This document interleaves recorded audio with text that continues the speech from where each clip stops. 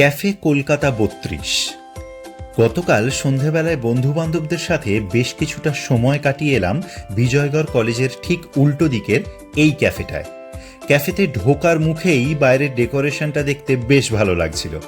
ঢুকেই দেখলাম সেখানে একটা বুকশেলফ, আর তাতে সুন্দর করে সাজানো রয়েছে অনেকগুলো বই। ওদিকে ততক্ষণে আমার বাকি বন্ধুরা এসে একদম ভিতরের ঘরটায় অপেক্ষা করছিল। আজ আমার বউ বাপের বাড়ি থাকায় আমাদের সাথে জয়েন করতে পারেনি। খিদের জ্বালায় বেশি কিছু না ভেবে পর কিছু খাবার অর্ডার করে ফেললাম। আর তারপর পুরো ক্যাফেটা ঘুরে ঘুরে দেখছিলাম। কি সুন্দর করে ওয়াল আর্টগুলো করা। মোট 3টে ঘর মিলিয়ে বেশ বড় এই ক্যাফেটা। বাচ্চাদের খেলার জন্য টয়েস থেকে শুরু করে গান বাজনার জন্য গিটার, এখানে খুব সুন্দর করে সবকিছুর আয়োজন করা আছে। এরপর বাদবাকি ঘরগুলো একটু একটু করে দেখা সারছিলাম। কিছুক্ষণ ক্যাফেটায় ঘোরাঘুরি করতে করতে আমাদের খাবার চলে এলো।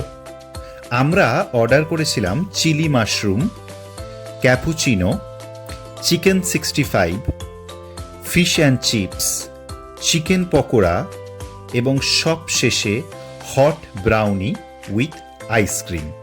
এই হট ব্রাউনি উইথ আইসক্রিমটা কিন্তু আমার খুব প্রিয় একটা আইটেম। খাবারের টেস্ট আর বিল অ্যামাউন্ট দুটোই চলতি বাজারের সাথে সামঞ্জস্য রেখে বেশ ভালোই লাগলো। সবশেষে এই বছরের প্রথম কালবৈশাখীর সাক্ষী থাকলাম। ক্যাফেটার বাইরে একটা তুলো গাছ থেকে তুলো ছড়িয়ে পুরো স্নোফলের মতন লাগছিল। তো সবশেষে এই ক্যাফেটা সবার জন্য must recommended for their ambience and food. ভিডিওটা দেখে কারা কারা এই ক্যাফেটা ভিজিট করলে অবশ্যই জানিও কিন্তু।